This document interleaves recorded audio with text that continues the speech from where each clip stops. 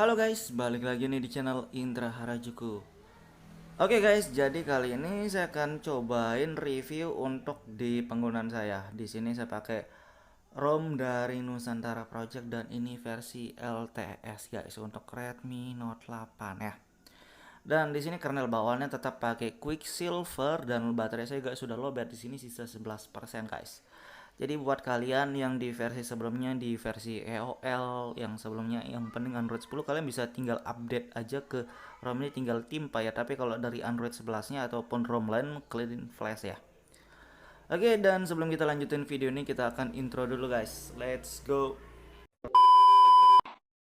Saya lagi di rumah nih guys. Jangan lupa like, comment, and subscribe.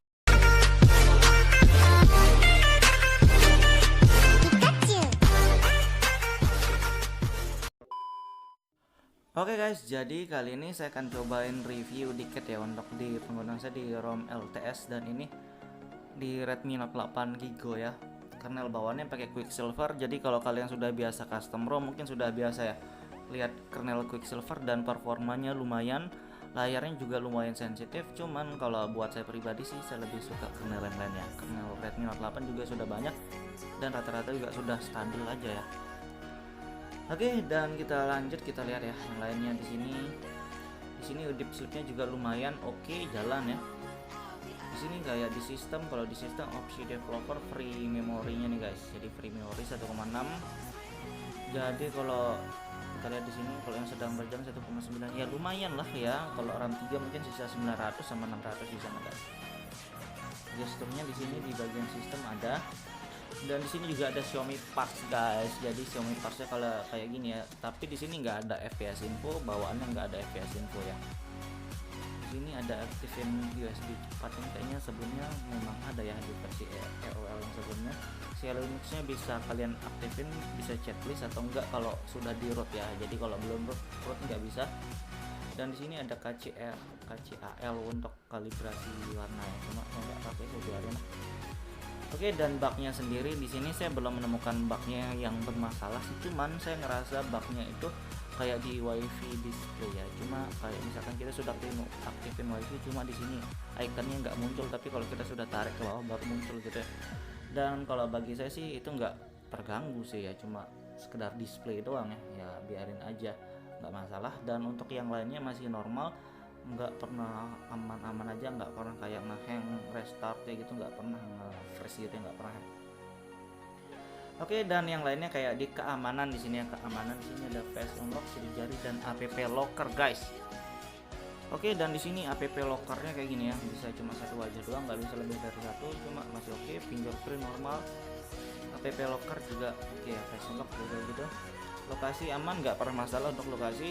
Di sini kayak di tampilan suara juga normal aja, di sini double tap dan yang lainnya sih oke.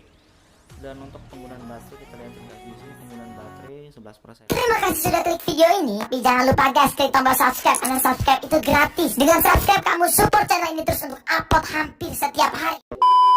Saya sisa 11%. Di sini ada smart charging dan penggunaan layarnya 6 jam, pengisian terakhir 15 jam. Oke, dan untuk penggunaan baterai kita lihat di sini.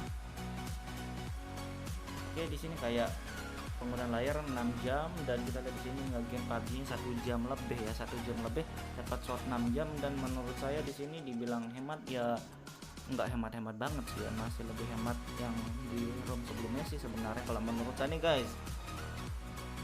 Ya cuma ya sudahlah, segini dapatnya ya, kalian nilai sendiri aman hemat atau enggak ya. Kalau saya sih standar aja. Oke, di Nusantara Wings di sini Nusantara Wings customisasi sama aja. Mungkin kalau kalian yang kemudian pakai di sini ada tempat cari traffic indikator, terus di itu baterai ikonnya di sini ya, status bar, di sini power menu, dan di sini yang kayak screenshot 3 jarinya tuh kalau status bar. Jadi kayak gitu, wifi, hotspot, bluetooth semua normal. Dan kita liatin di sini juga untuk di status barnya simple, cuma gimana ya, nggak ada FPS info ya. Untuk rekam layarnya juga ada FPS info, tapi nggak ada ya rekam layar, ada 2 di sini guys. Jadi rekam layarnya ini untuk milih folder dulu nih. Dan di sini kayak, nah kayak gini ya, kalau yang lebih satu Ini ada sumber audionya, internal mikrofon kalian bisa atur sendiri dan masih normal. Oke, kita liatin aplikasi bawaannya, nggak terlalu banyak karena di sini saya pakai yang vanilla atau tanpa garis, soalnya lama download. Cuman kalian bilang cepat ya, sudah nggak tahu mungkin koneksi saya yang jelek pada saat saya download ya. Dan di sini kayak Magisnya saya install yang versi terbaru, versi 21.4, dan normal-normal aja sih Magis, dan saya pakai modul untuk unlock grafik PUBG untuk di Magisnya guys. Oke. Jadi kalau modul Magis kalian bisa pakai yang lain juga universal soalnya, dan saya gak sering banget share modul Magis ya. Dan yang lainnya kayak kamera, di sini pakai kamera bawaan MIUI guys. Jadi kamera bawaan MIUI, cuman saya lebih suka di Gcam Kamera Go ya, atau Google Kamera Go. Cuman di sini bagian videonya juga normal, nggak ada masalah. Stabilitas gambarnya normal, oke. Video juga saya sudah nge-record normal ya. Jadi bagi saya di sini oke. Oke, yang lainnya di sini standar ya, pemutar musik ada, radio ada, settingan ya standar sih ya guys. Dan kita akan cobain juga di PUBG bentar ya. Sebelum kita lihat di sini kayak dari CPU Z, sebenarnya kalau CPU Z sama aja, nggak pernah berubah. Dan di rolling test kita liatin bentar juga lah. Jadi ini bawaan kernel Quicksilver-nya. Stabil ya.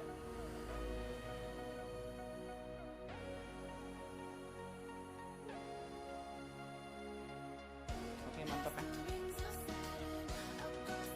Stabil 120, 130. Kita tes di game juga. Oke guys, jadi kita tes di PUBG bentar ya, dan kalian bisa tes di game manapun terserah. Cuma saya di sini game PUBG, dan saya juga pakai model Magisnya untuk grafiknya ya, 90 fps, audio high. Kita tes bentar.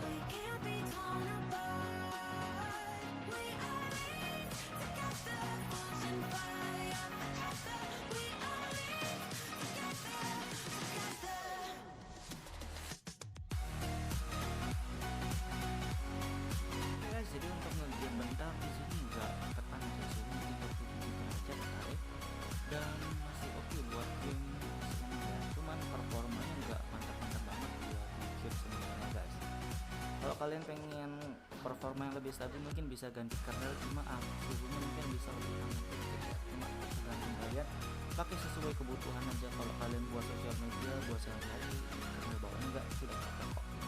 Oke guys, jadi gitu doang review singkatnya buat kalian juga. Jadi jangan lupa like, share, dan subscribe.